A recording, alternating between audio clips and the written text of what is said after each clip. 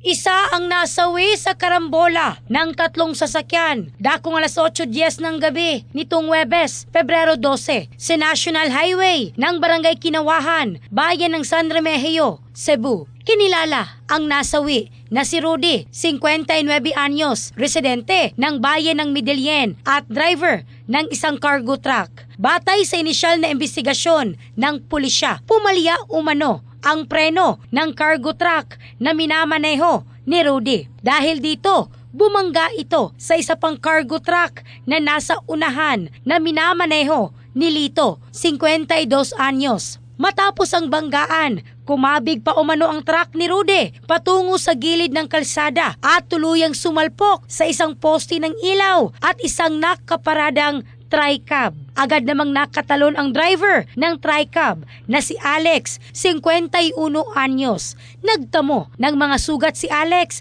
at ang helper ng cargo truck. Samantalang idineklarang dead on arrival sa ospital si Rudy. In the heart of changing lives, ako si Michelle Craste ng Brigada News Philippines, the Music and News Authority.